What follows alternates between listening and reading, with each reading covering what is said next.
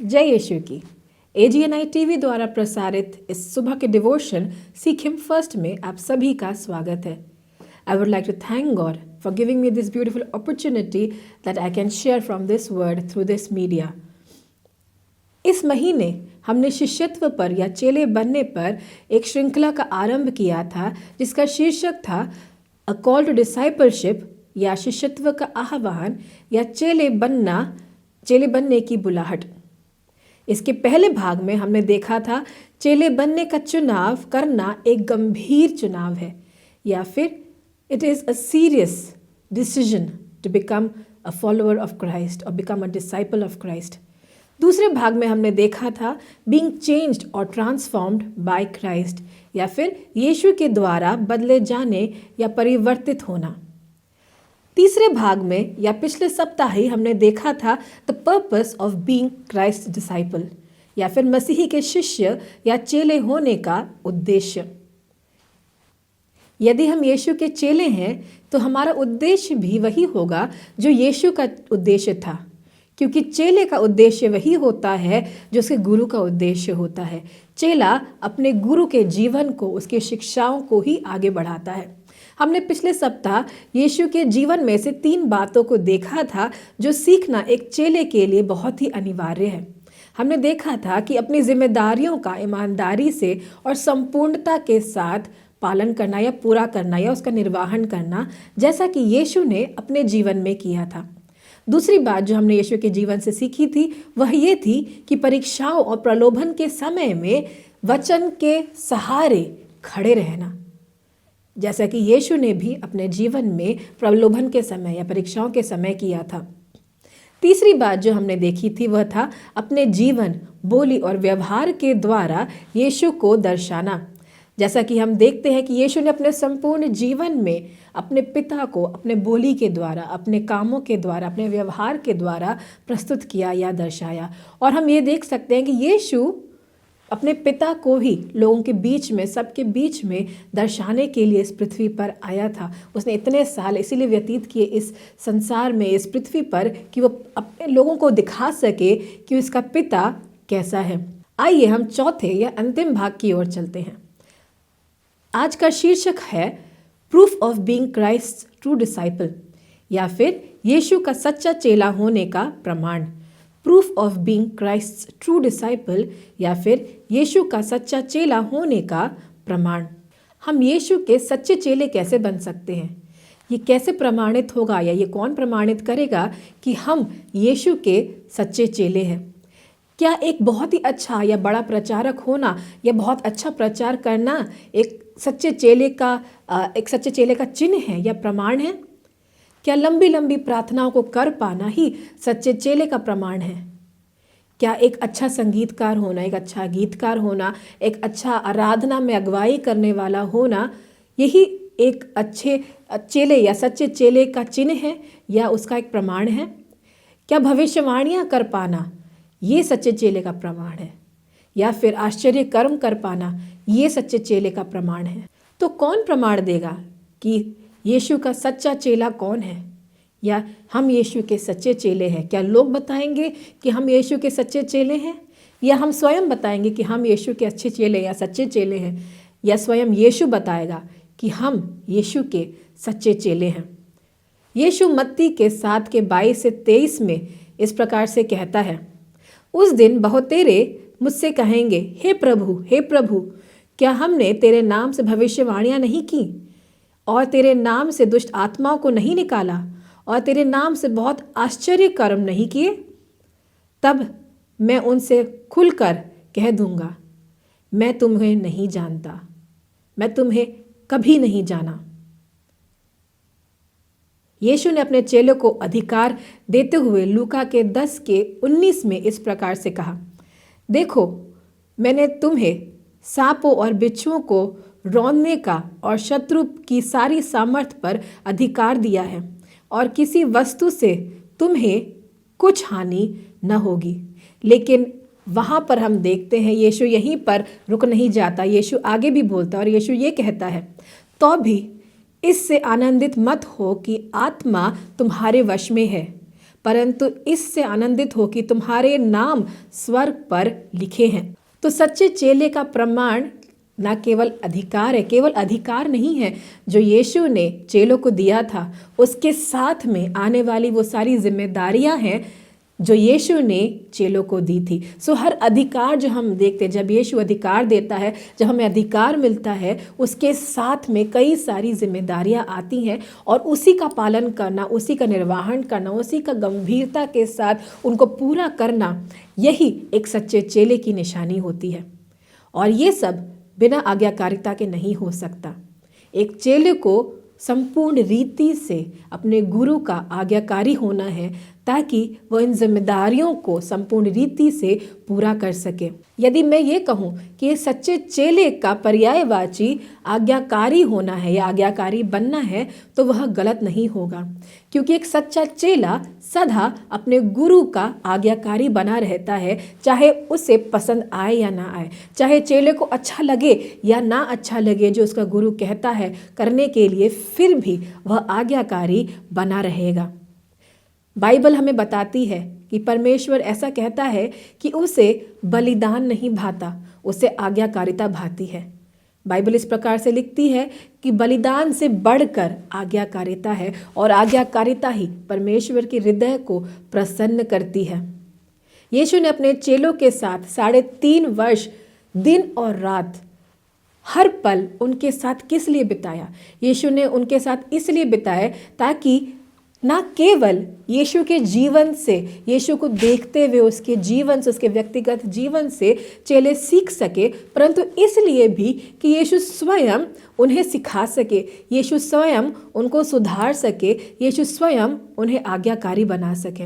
यीशु चाहता था कि उसके चेले उसके प्रति हर रीति से या पूरी तरीके से आज्ञाकारी बने रहे, क्योंकि तभी वे सच्चे चेले ठहराए जाएंगे और तभी वे उसके कार्यों को आगे बढ़ा पाएंगे और पूरा कर पाएंगे। यीशु चेलों को जो भी दिखाता था, यीशु चेलों को जो भी सिखाता था, चेले केवल वही कर पाते थे। चेले यीशु को देख देख कर हर चीज़ों को, हर बातों को सीखते थे। Obedience is not only the most important requirement for a disciple, but it is also the greatest challenge for a disciple. आज्ञाकारिता केवल एक सबसे प्रमुख आवश्यकता ही नहीं है एक चेला बनने के लिए, परंतु आज्ञाकारिता एक चेले के लिए सबसे बड़ी चुनौती भी है। मनुष्य के लिए आज्ञाकारी रहना या मनुष्य के लिए आज्ञा मानना एक सबसे कठिन कार्य है। और हम ये भी जानते हैं कि पाप की शुरुआत अनाज्ञाकारिता के साथ हुई थी। सो एक मनुष्य के लिए बहुत कठिन होता है कि वो आज्ञाओं का पालन करे। उसके लिए बहुत कठिन होता है, खास तौर से तब जब वो आज्ञा उसको पसंद ना आए या उसको ना भाती हो या उसके समझ में ना आती हो। इसीलिए यीशु चाहता था कि उसके चेले आज्ञाकारी बने, चाहे बातें उनके समझ में आए या ना आए, चाहे बातें उनको पसंद आए ना आए, परंतु यीशु जानता था कि वो क्या सिखा रहा है, वो क्या दिखा रहा है। और यीशु चाहता था कि उसके चेले संपूर्ण रीति से यीशु के प्रति, परमेश्वर के प्रति आज्ञाकारी बने रहें। आज्ञाकारिता के साथ ही हम उसके राज्य को फैला सकते हैं। आज्ञाकारिता के साथ ही हम उसके सारे आज्ञाओं को, आदेशों को पूरा कर सकते हैं। केवल आज्ञाकारिता के साथ ही हम उसके उद्देश्यों को पूरा कर सकते हैं।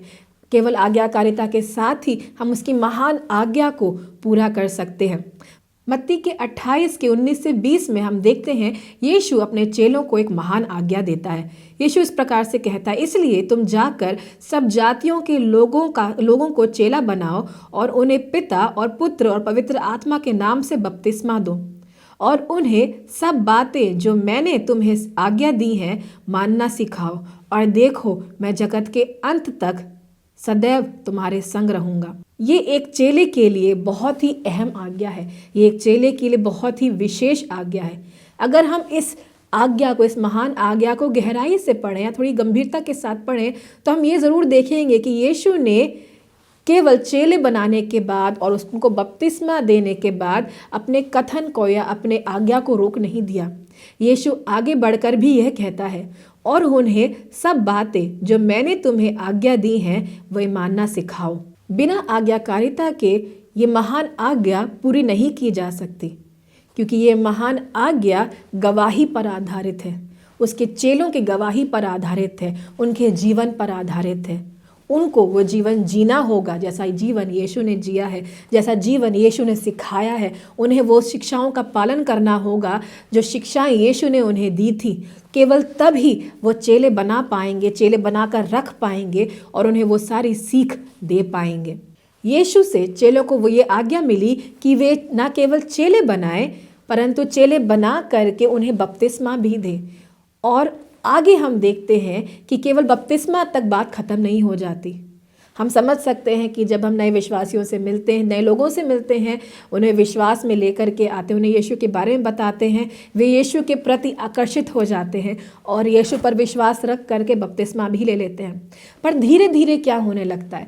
धीरे धीरे हम ये देखते हैं कि वे अपने अगुओं के जीवनों को देखने लगते हैं। धीरे धीरे हम ये देखते हैं कि वे अपने जो लीडर्स होते हैं, जो अपने गुरु होते हैं, उनके जीवनों को देखने लगते हैं, उनकी शिक्षाओं को देखने लगते हैं। और कई बार ये भी पाया जाता है कि कई जो विश्वासी हैं वो छोड़ करके चले जाते हैं क्योंकि उनको वो सीख अपने अगुओं के जीवन में नहीं मिलती जो सीख वे अगुवे उन्हें सिखाने की कोशिश कर रहे हैं।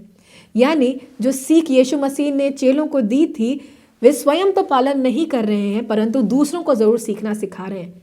हमें सीखना होगा, हमें ये जानना होगा चेले होने के प्रति, चेले होने के लिए कि जब हम चेले बनाते हैं तो चेले हमारे जीवन को देख करके उसका अनुसरण करते हैं। जिस प्रकार से हम अपने गुरुओं का जीवन देख करके उनका अनुसरण करते हैं, जिस प्रकार से चेलों ने यीशु का जीवन देखा और उनका अनुसरण किया। तो हमें ये समझना बहुत ज़रूरी है कि यदि हम यीशु के आज्ञाओं के प्रति आज्ञाकारी नहीं बने रहते तो हमारे चेले भी टिके नहीं रहेंगे, वे बिखर जाएंगे और परमेश्वर की जो महान आज्ञा है वो पूरी नहीं हो पाएगी। यदि चेले स्वयं उन बातों को ना माने, उन आज्ञाओं को ना माने तो वो अपने चेलों को क्या सिखाएंगे? यदि चेले अपने गुरु के जीवन में उन आज्ञाओं को पूरा करते, पूरा होते हुए या आज्ञाकारिता को ना देखें, वो सीखों को ना देखें, तो वे कैसे उन आज्ञाओं का पालन करेंगे जो उनके गुरु उनको सिखाते हैं? तो यीशु का सच्चा चेला कौन है? तो यीशु का सच्चा चेला वह है जिसे यीशु स्वयं प्रमाणित करता है, जो यीशु की आज्ञाओं का पालन करे, जो और चेले बनाए, जो स्वयं यीशु का अनुसरण करे और अपने चेलों को भी यीशु का अनुसरण करना सिखाए। अपने जीवन के द्वारा, अपने बोली के द्वारा, अपने व्यवहार के द्वारा, अपने आज्ञाकारिता के द्वारा वह अपने चेलों को भी दिखाए और एक गवाह ठहरे कि वे स्वयं एक सच्चे चेले हैं और उनकी अधीनता में भी एक सच्चा चेला पनप सके। एक सच्चा चेला ही अपने गुरु को प्रसन्न कर सकता है और हमारा गुरु, हमारा यीशु मसीह केवल आज्ञाकारिता के द्वारा प्रसन्न होता है, क्योंकि यीशु को बलिदान नहीं पसंद, यीशु को आज्ञाकारिता पसंद है। यीशु को रीति रिवाज नहीं पसंद, यीशु को केवल आज्ञाकारिता पसंद है। यीशु को वो लोग पसंद आते हैं, यीशु को वो चेले उसके निकट पाए जाते हैं जो उसके प्रति आज्ञाकारी हों। तो आइए हम अपने आप को समर्पित करें यीशु के चरणों में और यीशु से मांगे कि यीशु हमें आज्ञाकारी बनना सिखाए, अपने वचनों से सिखाए, क्योंकि सबसे कठिन जो चीज़ पाई जाती है एक मनुष्य के लिए वह है आज्ञाकारी होना। और हमें यीशु के बहुत दया, यीशु के बहुत अनुग्रह की आवश्यकता है कि हम उसके प्रति, उसके वचन के प्रति आज्ञाकारी बन सके। आइए अपनी आंखों को बंद करें, कुछ पल के लिए यीशु मसीह के चरणों में आए, अपने आप को समर्पित करें।